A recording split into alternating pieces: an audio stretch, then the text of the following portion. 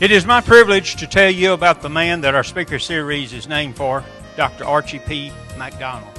Dr. McDonald attended Lamar University and earned a bachelor's degree, attended Rice University and earned a master's degree, attended LSU and earned a PhD degree. He taught history at Stephen F. Austin State University for 48 years. By his own conservative estimate, he taught over 12,000 SFA students.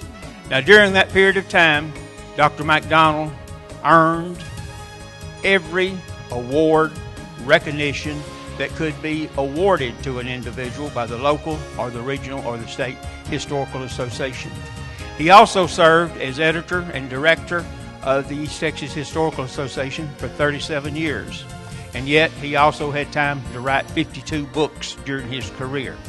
He also served for 12 years as the chair of the Red River Radio Community Advisory Board, and he did approximately 600 Friday morning commentaries. In 2008, Dr. McDonald came to us and told us that he was ready to retire. We told him no, he simply had too much to offer. And so he agreed to continue teaching at least one large history class of at least 125 students per semester and to serve as the university's community liaison. In fact, he was holding that assignment at the time of his death. Dr. McDonald and Judy McDonald were married for right at 55 years. Tonight, Senator Hutchison is going to be interviewed by Judy McDonald. Now, Judy McDonald attended Lamar University. She attended LSU, but she graduated from Stephen F. Austin State University. And she also graduated from Texas Savings and Loan Association, as well as Economic Development Institute. She served as Vice President of Marketing for a financial institution here in Nacogdoches for 10 years. Then she served as Director of Community Relations for a local hospital for 8 years. And then she served for 11 years as President and CEO of the Nacogdoches Development Corporation. And then she served on the Nacogdoches City Commission for 10 years. And then she served as mayor of Nacogdoches for 8 years. Now, as well as serving the people of Nacogdoches, she also served the people of the state of Texas by serving on statewide committees. She served on the Texas Department of Housing and Community Affairs. She served on the Criminal Justice Advisory Committee, and she served on the Governor's Commission for Women, and she served on the Texas Natural Resource Conservation Commission and Advisory Commission. Recently, the city of Nacogdoches named the public library the Judy B. McDonald Public Library. So at this time, I would request that Judy McDonald please come out from behind the curtains, take her place on stage for our interview.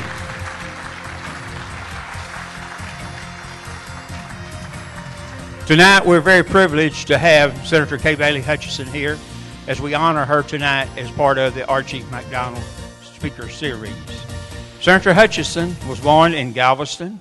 She grew up in Lamarck, and yet she spent many of her summer months here in Nacogdoches with her grandparents as a young girl.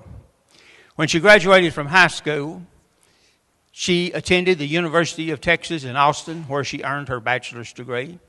And then she attended the University of Texas at Austin School of Law, where she earned her doctorate of jurisprudence degree.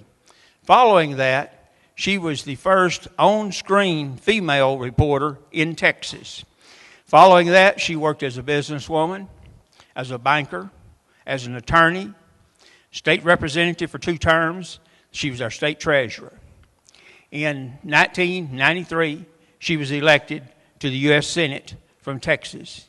In 1994, she was elected as our United States Senator for a 6-year term. In 2000, she was re-elected to the United States Senate for a 6-year term. In 2006, she was re-elected again for a 6-year term. 2012, she had announced she would not run for re-election, that she would retire on January the 2nd, 2013. She had a remarkable career. She, during her career, wrote 4 books. She received every honor and award that an individual could receive through those 19 years, and too many for us to enumerate tonight But I would mention 4 awards that were very specific to her. She was named as a distinguished alum of the University of Texas at Austin. She has been named as a distinguished alum of the University of Texas, Austin School of Law. She was the most senior female Republican senator, and she was the first woman from Texas to be elected as senator. Now, regardless of how busy she has been through those 19 years, Senator Hutchison has always found time to come back to Nacogdoches and to Stephen F. Austin State University. She has worked relentlessly for Stephen F. Austin State University in representing us in Washington. Because of her, we have received millions of dollars at this university. Example, our Geospatial Center, we receive money in that area. The National Center for Pharmaceutical Crops, in our Research Center for Poultry, in our Early Childhood Research Center. Money came in because of the work of Senator K. Bailey Hutchison. When I moved to the President's office in 2006, the first person that called me to congratulate me and promise their support was Senator K. Bailey Hutchison. And I can tell you, in all honesty, her support has been unwavering since that time. When SFA, Lumberjack basketball team, qualified to go to the NCAA tournament in 2009 and play Syracuse, the first person that called me to congratulate our Lumberjack basketball team was Senator K. Bailey Hutchison. She is one of 5 individuals that we have placed their hands in concrete. And her handprints are downstairs, 1 level below us, in the Spirit Lounge, one of only 5 that has been honored by our university. She has been our commencement speaker more times than any one other individual. Approximately 2 years ago, I started talking to Senator Hutchison about the possibility of her sharing or donating some of her materials, papers, documents, artifacts to our East Texas Research Library when she retired. I told her that there was no doubt I knew the University of Texas would want the entire collection. I was sure that Rice University would also want that collection because of her Houston connections. And I was sure because she lived in Dallas, SMU would also want that collection. But I also told her that we would be so appreciative if she would just share anything with us here because of her background, because of her career. Because you see, when she was a young girl and growing up and spending her summers here in Nacogdoches, she had developed a love for the city of Nacogdoches and for the people of Nacogdoches and for this university. And as well as all the other facts I've already mentioned about her, I was also well aware that her mother and father are buried here in the historic cemetery in Nacogdoches. Many of her uncles and aunts are buried in the cemetery here in Nacogdoches. She owns a home here in Nacogdoches adjacent to our campus, and she spends much time here in Nacogdoches. So to me, it just was logical that those materials belonged here at Stephen F. Austin State University. When I first talked to her, she did not give me an answer except to say, yes, she'd been contacted by those other universities. Many universities wanted her works, but that she had not made a decision as to what she was going to do. Later on, she told me then that she was going to donate to this university the Rusk Atlas. This is a historic atlas that perhaps she will mention later on tonight. But this atlas had been the centerpiece of her Washington office, and this atlas had been in her family for over a century. Once she made that commitment later on, she told me that she would give us a few more items. And a little later on, she told me she would give us a few more items. Later on, a few more items. And later on, and later on, and later on. And before long, I realized we were going to have the bulk of her collection of artifacts here on this campus. So we made some modifications on the second floor of the Ralph W. Steen Library, and we have an office there where we display all those artifacts. We have the flags that flew in her office. We have the chair that was her senator's chair. We have many historic pictures. We have artifacts from all over the state and all over the nation. And Senator Hutchison had returned to Texas for the Christmas holidays, and she was retiring on January the 2nd. Senator Hutchison came back to Stephen F. Austin for her last official events as a United States Senator.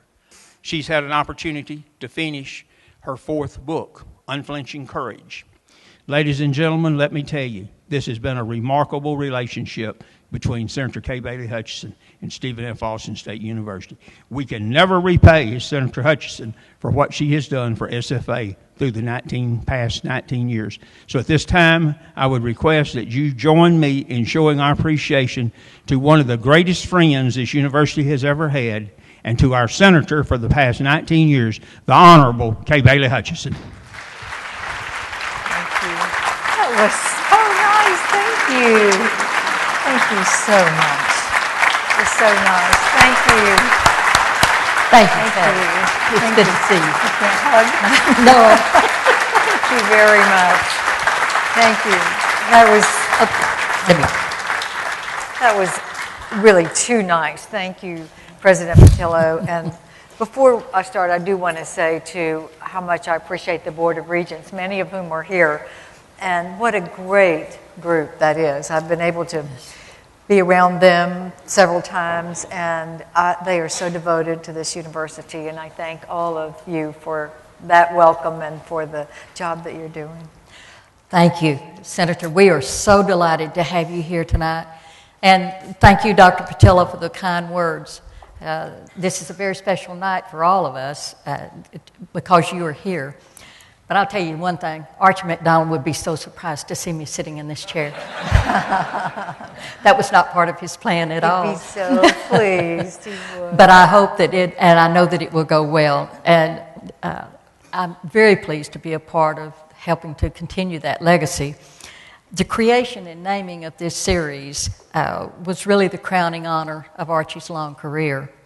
He was so pleased. And for this and many other kindnesses, I'm in great debt to Dr. Patillo, Dr. Berry, who was his supervisor as long as he was on the campus as a retired individual, and also Dean Murphy, whose idea this series was, as Baker had mentioned. Words simply are not adequate to express appreciation of me and my family. I want to express my deep appreciation to each of you who came here tonight, especially those who have made monetary contributions so that this series will continue. The Student Government Association, above them all, have been so kind and generous in making sure that this series continues. And it serves such a unique purpose. All of the speakers, and including our wonderful speaker tonight, to come and impart their views, people who are world importance. These are not folks who are just important in one part of a field, but as we witnessed tonight, somebody who has served our country and our state in such a significant manner, and yet is also an academician, because she is writing these books that will forever influence us. That said, I also want to recognize tonight my family members. I promise this won't be long, but our brothers, George Tucker and his wife Sherry, John Tucker and his wife Donna. By the way, those 4 are SFA graduates. And of course, our son, Chris McDonald, who is here tonight. They have made my days much easier, and I'm very grateful to each of them. And now I have the distinct honor to thank our very special guest. And we are so glad that you accepted the responsibility of being the 4th speaker of this series, and the first woman, by the way. So let's get started. Let's see where we are. And it's already been mentioned that you grew up in Lamarck. We regret it wasn't Nacogdoches, but you did the best you could because you spent your summers with us. Mm-hmm. Tell us about those years and maybe some of the things that influenced you to be the person you became.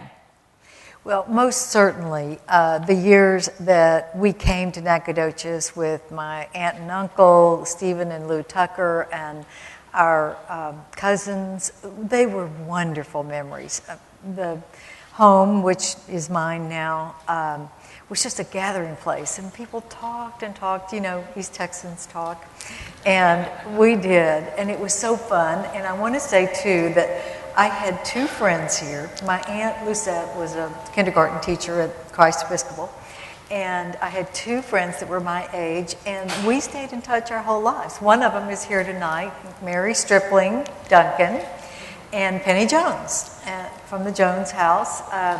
And those were my little playmates, and we went to kindergarten together and have stayed in touch. And Mary and Tom Duncan from Lufkin now are still friends, and Penny Jones is too. And so the whole, I think, appreciation of Texas history really started with those times in Nacogdoches where, it was not dwelled on, but it was certainly a part of our lives, all the intertwining history and the things that made you start loving Texas even as a child.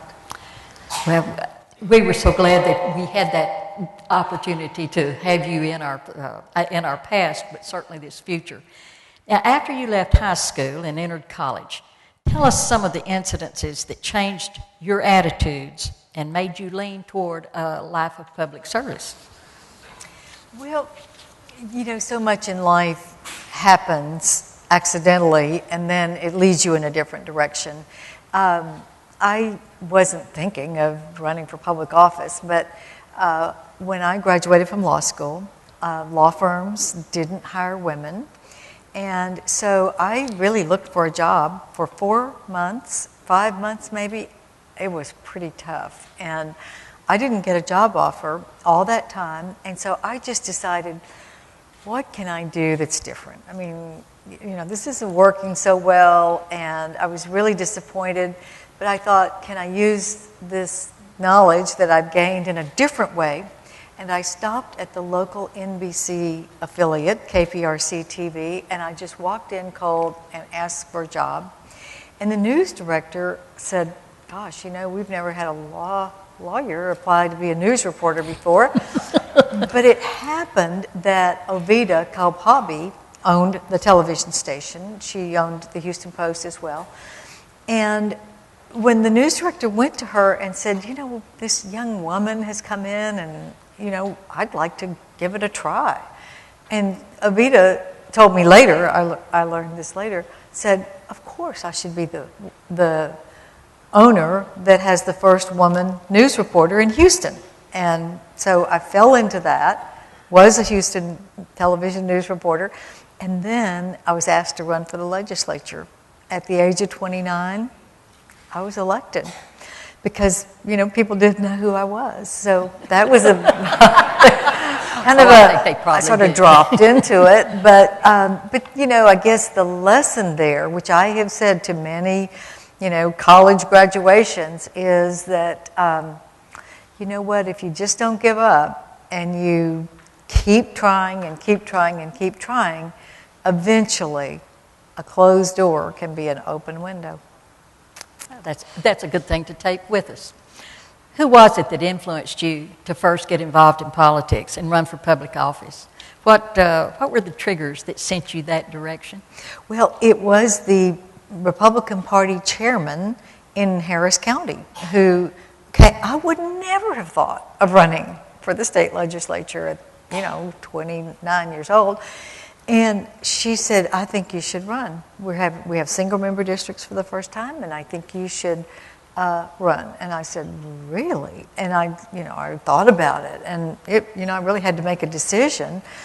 And so I talked to her again about just where the districts were. I didn't know any of that. And I said, well, I can do this. I had been covering the legislature, and I said, I think I can do this. And so I did.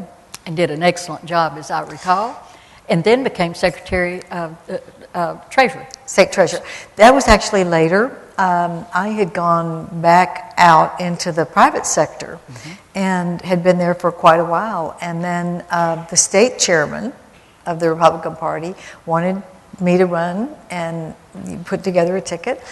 And so I looked at that and decided to run for state treasurer. I had been in banking in this interim. I had been general counsel of Republic Bank Holding Company.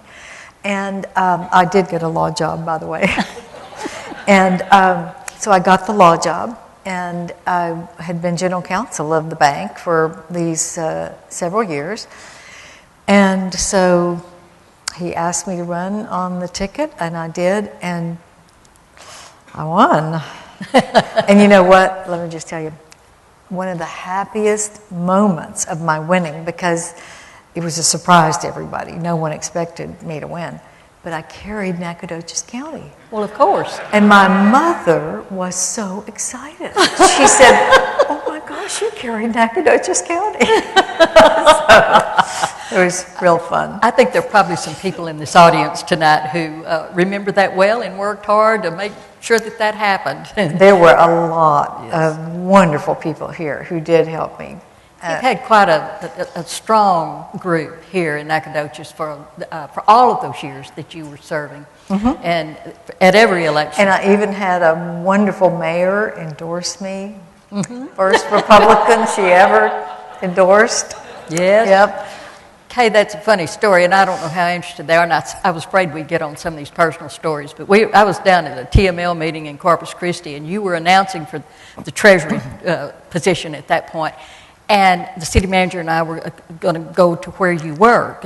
The mayor down there, another female in Corpus, said, "Judy, come on, Kay's going to be doing this." So Louis Bernal, who's by himself, the mayor of Lufkin, and I said, "Louis, come on, go to lunch with us." And so he gets in the car to go to lunch, and I said, "Oh, and by the way, we're going to stop by this courthouse where Kay's going to announce." And, well, you know, I don't endorse. And I said, "Oh, it's down here in Corpus anyway." We get down there, and we're in Kay's. Come on up on the stage, and Louis is, you know. So he ended up on the stage and endorsing, first time he'd ever endorsed a candidate. We walked out of there, he said, "Judy, you know, I just hope this doesn't get back to Lufkin to Texas." I said, "Oh, don't worry about it." Well, of course, you know, it was big time on the Daily Sentinel and the Lufkin Daily News, for which I was thrilled. And Louis became very much one of your strong supporters. He really was. Oh, he never backed away. And he was I-69, and every time he came to the Senate, I talked to him, and we were planning, and he was really just Mr. a great I-69. person. He was. I guarantee you. Yeah. Well, you have championed several causes in your public life. What are the ones that stand out the most in your mind? Successes and failures. And then as an addition to that, what would you have done differently?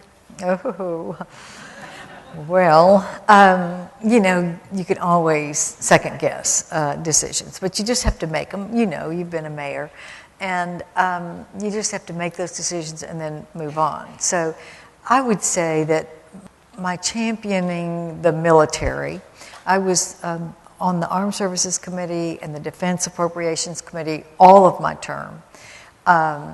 And I was the chairman of the Military Construction Committee of Appropriations and the ranking member. You know, the majority is the chairman and the minority is the top of the minority ranking member. So I was very involved for veterans and for our military, trying to make sure we had the quality of life, but that they had the equipment that they needed. So I was really proud of the work that we were able to do.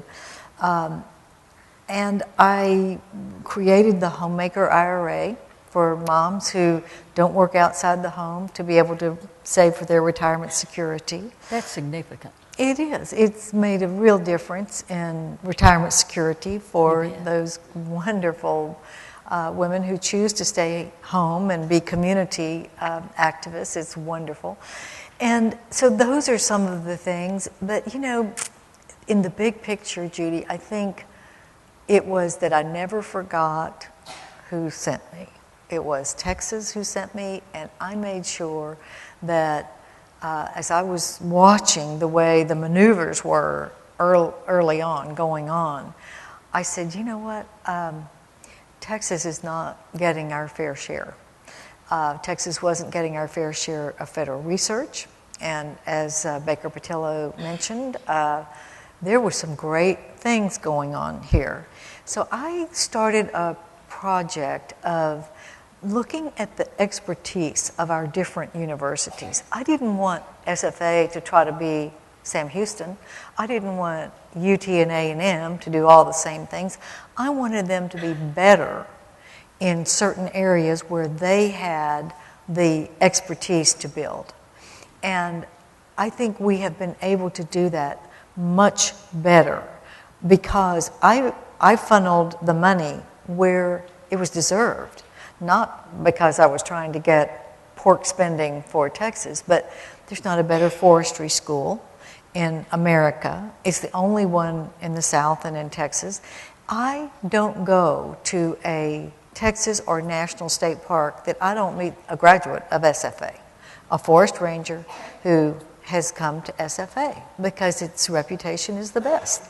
And that's where the bark, the study of how you could use bark for medicines, that I helped fund that because there were wonderful capabilities. I also did poultry research because Bo Pilgrim was investing here, and we did a lot of research on how you could make the healthier chickens and, you know, make it more healthy for people to eat. Global spatial system, which on its own merit, because of what happened with the Columbia, people were blown away. You know, my colleagues came up to me after the Columbia and what, you know, had happened here, and they said, oh my gosh, the people in East Texas, Lufkin, Nacogdoches, San Augustine, Hemphill, were the nicest people. They would take all of the workers who came in to find the pieces and try to piece it together and send it back to NASA to try to find out, you know, what happened. And they said people brought us food where we were. They invited us into their homes. They were blown away with the excitement of that, and then the fact that it was traced from the sky with that system allowed us to get a center of excellence that has really benefited now all of us here, because you can guide ambulances or emergency workers to emergencies, and it's just been something that we built on. And I tried to do different things with different universities. So I'd say that and that's a great success. Championing of Texas expertise and making sure that we were on the radar screen, which we were not when I got there. The tragedy of the Columbia really brought that to the forefront. But then I remember that it was also quite a struggle to get funding from that point to make sure that that continued. I know it was a great help with NASA, but your influence in helping to make that geospatial program here at SFA succeed and grow, and we owe you a real debt for that. In your early days as a state representative, you served in a minority party position. Was there as much rancor and division of the House as there is now that you see in that we see in the Texas legislature as well as the U.S. Congress? Oh no, we had the best time. Those were some of the happiest years I ever spent. Now let me tell you one reason why. When I was elected that year, in 1972, there were 17 Republicans out of 150 in the House. So we were gnats. I mean, you know, they didn't care what we thought because we were just this little bitty band. But it was fun because what you did is you made alliances. And the real fights were between the Democrats. It was the conservative Democrats and the liberal Democrats. And sometimes the Republicans would be on the conservative Democratic side, sometimes the liberal Democratic side. And we had a good time. And I loved that time. And it wasn't rancorous at all. And you helped each other. If someone was writing a bill and they needed help, we helped each other to make everybody get what they wanted that was good for Texas. So it was a whole different feeling. There wasn't the partisanship that I see now. And it frightens us to see what, particularly in Congress, the rancor. And we hope that they are getting the message that the American people are concerned about that. Tell us about the writing of the books, especially what inspired you to write about the women of the American experience. But then most importantly, and the great insight that you've had with the Texas women experience and their contributions. This is a really different approach. Well, my first two books were on the women who broke barriers in America. Right. The first woman to win the Nobel Prize in Science, the first American. All of my books are American women. So the first woman to break the barriers in sports. I did chapters that profiled Babe Zaharias, and then I interviewed the women who were still breaking barriers in the same field. So if it was Babe Didrikson Zaharias in the chapter, I interviewed Jackie Joyner-Kersee, who won the most gold medals in track and field, and also Nadia Comaneci, who won the most in gymnastics, and she was American by that time. Mm-hmm. She wasn't when she won, of course, but she was an American by that time. And in politics, for instance, it was Margaret Chase Smith in the chapter. She was the first woman to be reelected in her own right to the United States Senate. And then I interviewed Sandra Day O'Connor, Madeleine Albright, Condoleezza Rice, because they were still breaking barriers. I did Amelia Earhart in aviation, and then I interviewed Sally Ride, who had broken the barrier in space. And so I did that on the American level in two books, and then when I was in the Senate, I noticed that Texas really was different from the other states, that we had a reverence for our Texas history. I mean, it's a required course for our children. Every state doesn't do that. And there wasn't that loyalty that we had in Texas that I saw in other states. So I thought, there's a spirit. Why are we different? And my view was that the spirit of Texas was created in the 19th century. There's no doubt that fighting for your independence, which we did, and then the setting up of a whole republic, we're the only state that came into the nation as a nation. I mean, we came in by treaty. Now, technically, we didn't come in by treaty because they couldn't get the 2/3 vote in the Senate to ratify the treaty. So President Tyler introduced it as a bill to annex Texas on the terms of the treaty, which barely passed. It only passed by one vote in the House and one vote in the Senate because John Quincy Adams filibustered against it in the House. And so I knew that we had that specialness. And I wanted to do a book about the women who contributed to that spirit of Texas. And I knew some of the reasons because of my own great-great-grandmother, who was the daughter of the governor of Tennessee, who replaced Sam Houston when he left the governorship of Tennessee. So she was a genteel, young woman. She married, her husband graduated from medical school and moved to San Augustine, Texas, where there was nothing. And she lived in a log cabin, which still stands in San Augustine.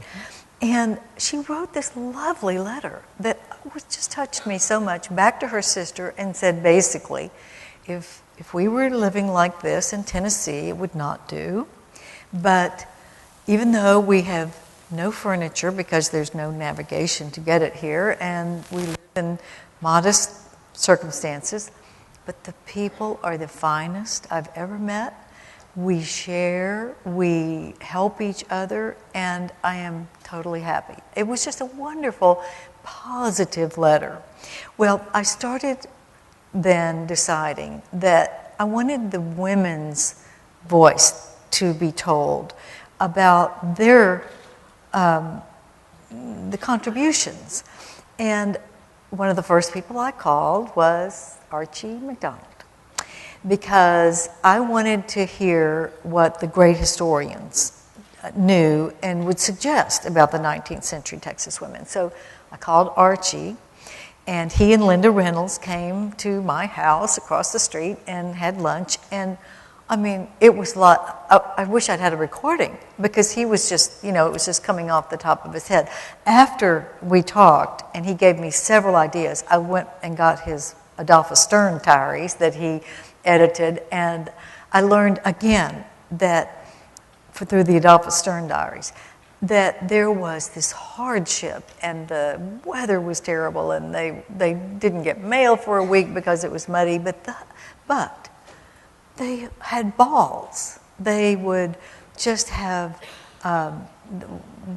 he would say in the Adolphus Stern diaries, we went to Judge Taylor's house and we danced all night and it was a great time. And I thought, they went through these hardships, but they had a great attitude. It was a positive attitude. And I thought, just like my great-great-grandmother writing that letter.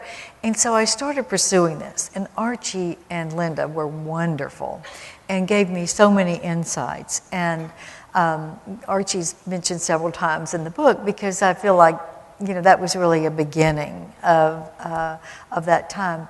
But I wanted those women's stories to be told because so many of the women who came to Texas with their husbands, and they came for the free land because they wanted to make it on their own. The men did. And these women came from these genteel backgrounds, and they came. Henrietta King, the King Ranch, lived in a mud hut when she got here. And so did Molly Goodnight, Charles Goodnight's wife, that had this wonderful J.A. ranch up in the Panhandle. But they had come from very genteel plantations or whatever. Yes, and Emily Austin Bryan Perry, who was Stephen F. Austin's sister, came down from Missouri.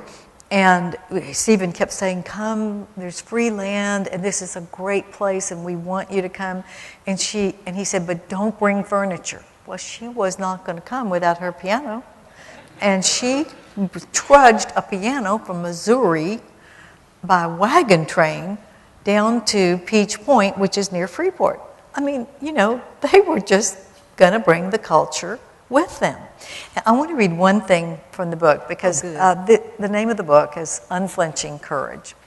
And it came from this. Thomas Rusk, the great Nacogdoches leader, of course was Secretary of War, we all know, in the Revolution. And he was the one who wrote the report of the battle to Sam Houston. He wrote the Battle of San Jacinto report. He was there with him, and he wrote the whole thing. And here's what he said. This is a quote. 1836. The men of Texas deserved much credit, but more was due the women. Armed men facing a foe could not but be brave, but the women, with their little children around them, without means of defense or power to resist, faced danger and death with unflinching courage. I mean, really, it was so inspirational that that's the name of the book. And when I started going into it, it went through all of the 19th century. It was the trail drivers and the women who were on these ranches alone, and the Comanche Indians who were brutal to the women, to the children, to the old people. I mean, it was really treacherous. But they stayed, and they made a life. And they made Texas, and they made the spirit of Texas. Well, that's well reflected in the book. I'm so pleased I had the honor to read it before tonight. And I know that you mentioned the women in the trail drives, and I was particularly interested in a couple of the women who made not just one of the trail drives, but some who made several, particularly when they were left as widows. And the one thing that you bring out that we take for granted is that Texas women have as much right to property as men do, at community property state. But that came out of Mexico.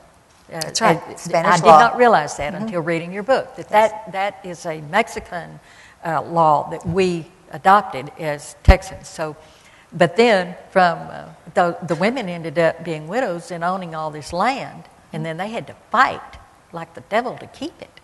And some of them did it by driving cattle all the way to Kansas. Right, and selling the cattle there. It was amazing what they did. Yes. And, Emily Austin Bryan Perry, Stephen F. Austin's sister, was his sole heir. So she had all of the land that she got plus his, and she was the richest woman in Texas when she died because she just kept building and investing. She was a good businesswoman, and that was the genesis of much of the success of these ranches. But those women trail drivers, can you imagine? No. But in looking at all of these women, and I know that you wrote about a number of them, and that there were some probably you decided not to write about, but of all those women that you saw and that you researched, which one shoes would you like to have been in? Are there any? Taking modern day convenience with you. Well, I was going to say, I wouldn't have been air conditioning. I wouldn't have been in any of them. Well, I couldn't choose one because they all were brave in so many different ways. You know, I wrote about Anna Regay, Nacogdoches Belle, and Houston. Sam Houston adored her, wanted her to marry him. She turned him down and married Robert Arion. But then when he met Margaret Houston, that was an instant love, and they had an enduring love. Yes. And Margaret Houston had,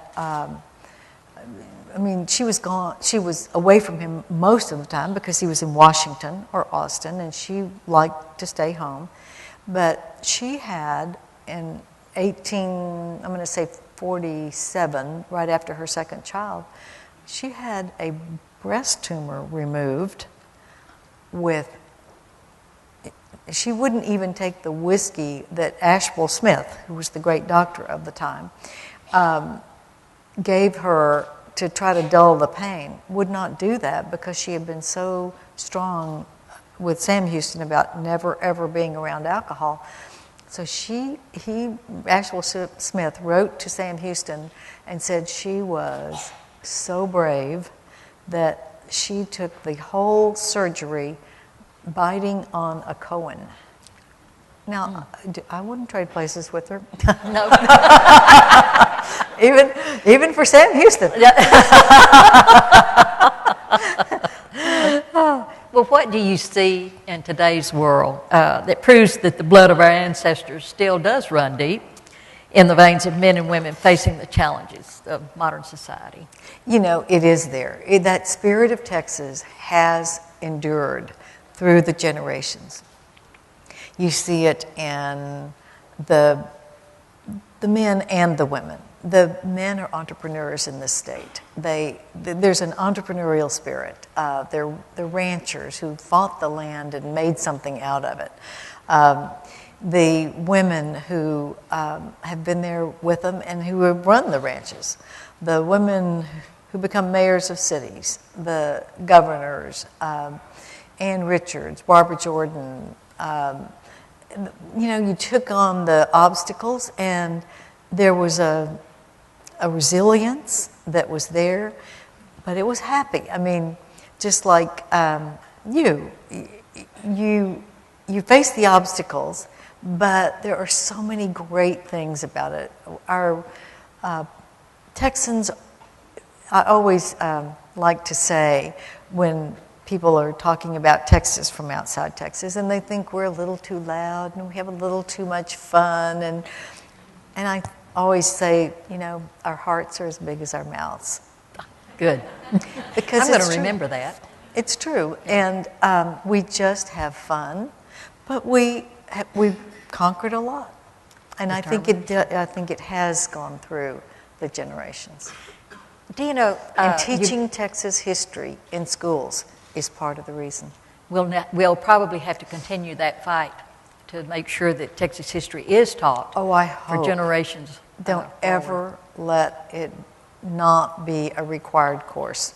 I think that's important. It's so important. I know I did learn Texas history in the 7th grade and whatever, but I think that I got my Texas spirit at my mother's knee.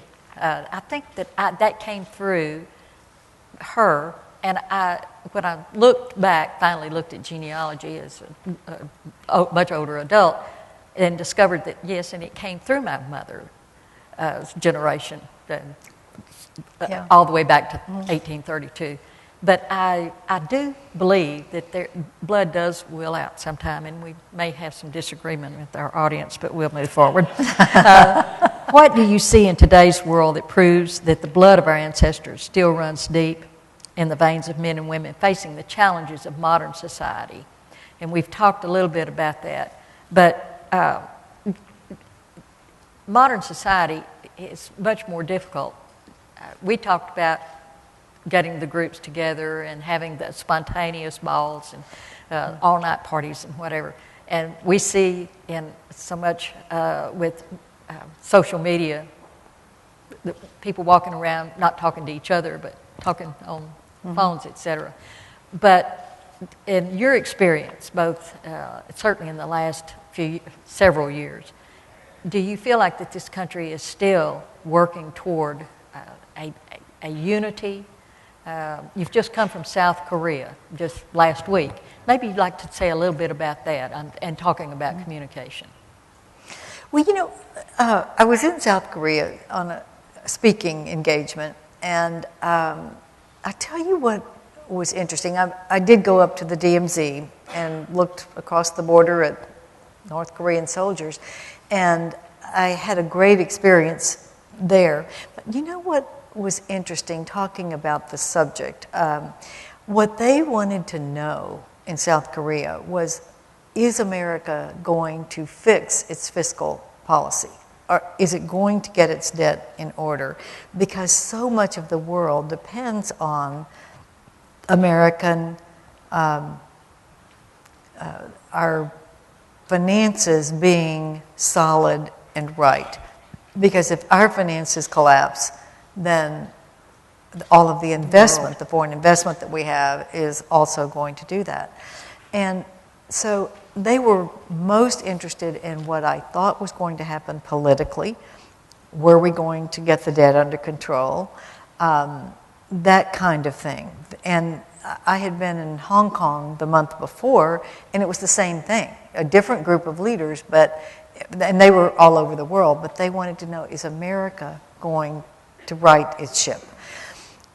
But the Chinese man that was with me in South Korea on the panel that I was on, and he was a professor at Tsinghua University, which is their great university, especially in engineering. He said, you know, America has everything going for it, and I know it's going to right its ship because of its entrepreneurship, its higher education, its commitment to freedom and free enterprise. The only entity in America that doesn't work is the politics. That's what the Chinese man said. He said, if Congress would get out of the way. Now, this Chinese man was also a Harvard graduate. I mean, he was Western educated. And, but he said, I have abiding faith that because of the spirit of entrepreneurship and the justice system and the way America was built on freedom, I know it will right its ship. He was the one who said that. And this was the Chinese. That was the Chinese. That's good. Yeah.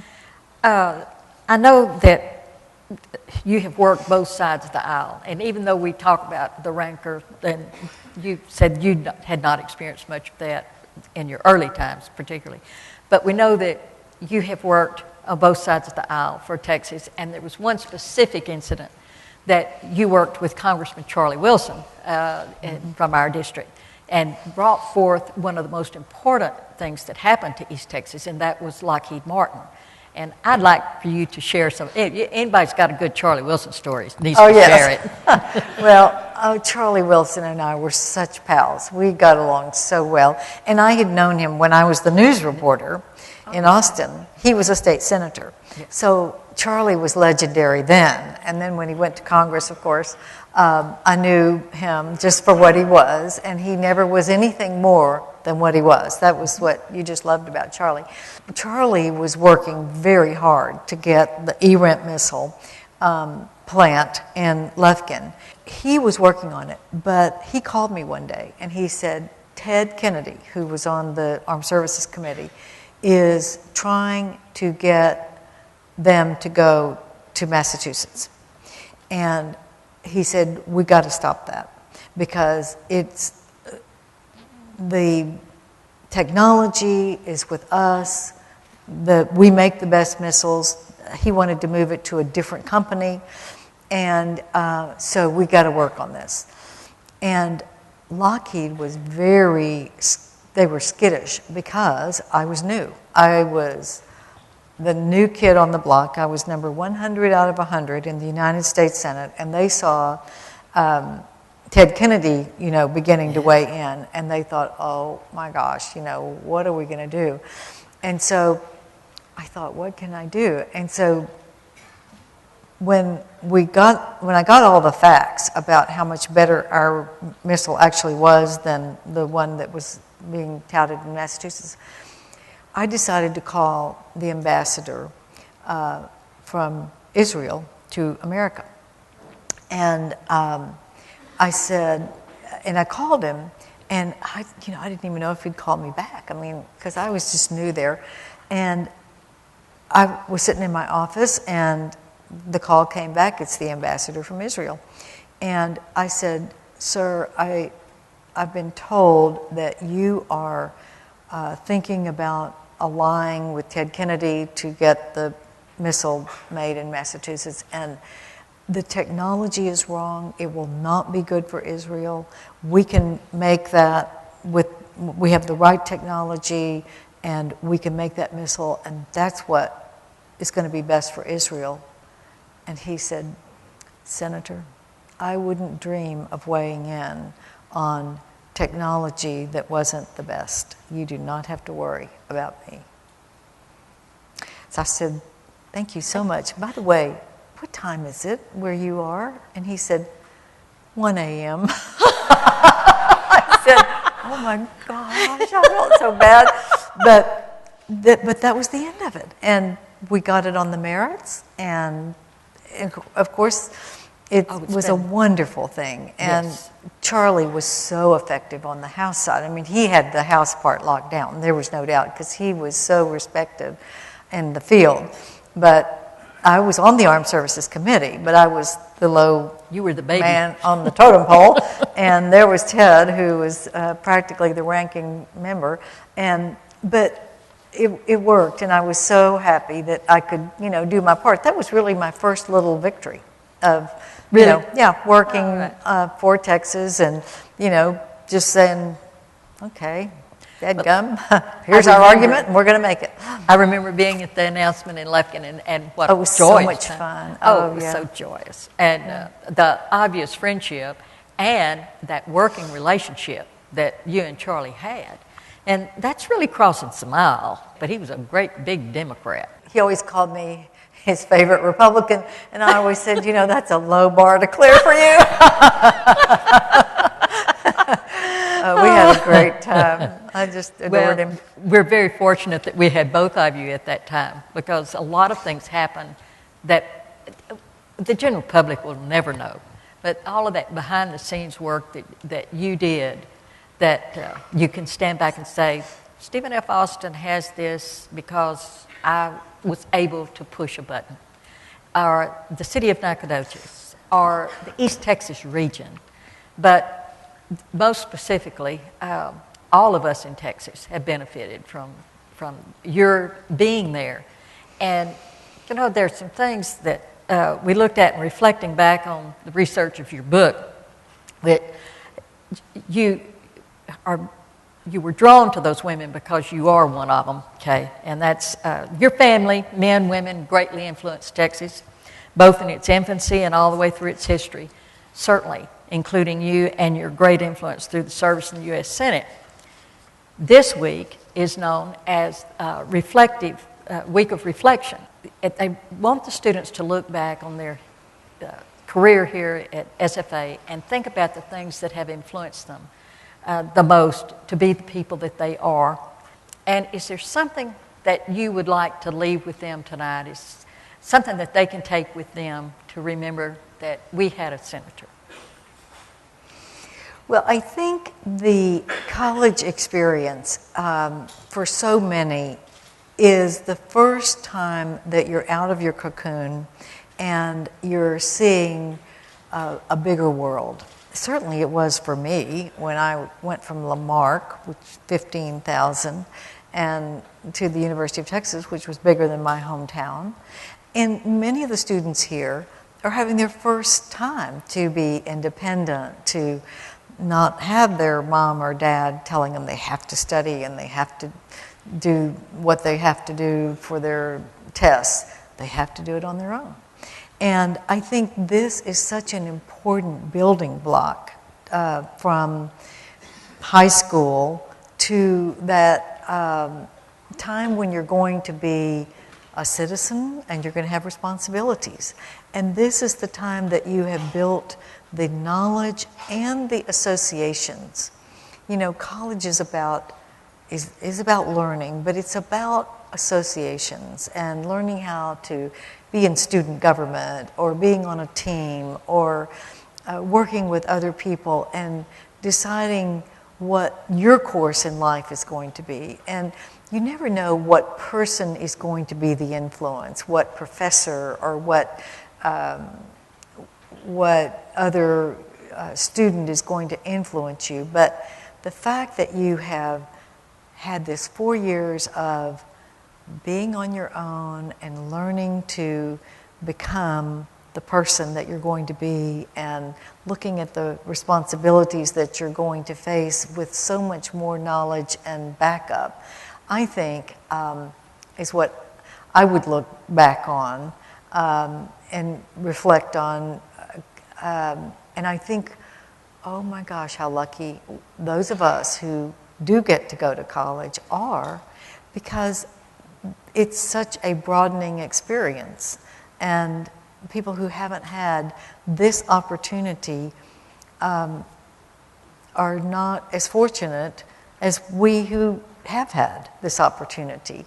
And we ought to respect and appreciate all the professors, all the people who make this possible, and make sure that we know we need to give back. We need to turn back and help the next generation by doing something for the school, by being in the alumni association, by continuing to work to assure that this degree that we've gotten remains very important. And we do that by giving back, like Archie McDonald did being here, and Baker Patillo and the Board of Regents. They give so much of their time. They're volunteers, and they are here because they love this university and they want it to be the best. And then the contributors who do so much.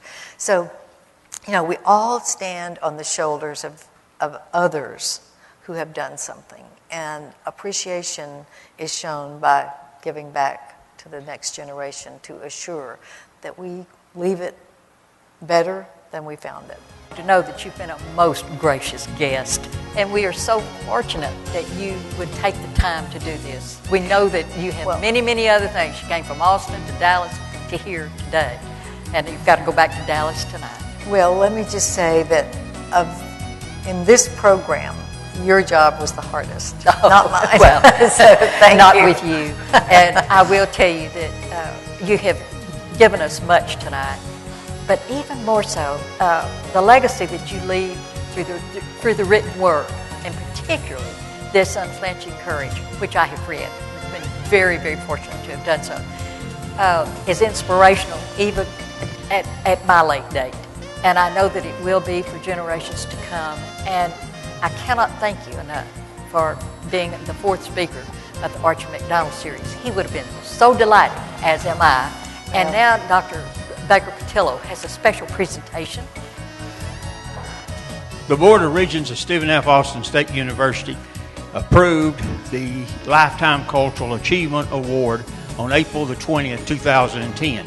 It's to be given annually to an individual who delivers a speech, a talk, or engages in a conversation about their involvement in developing American culture and the impact that American culture has had upon their lives. There is no question, there's no one more deserving of this award than Senator K. Bailey Hutchison. So, Senator Hutchison, on behalf of Stephen F. Austin State University, It is my privilege tonight to present to you this Lifetime Cultural Achievement Award. Congratulations.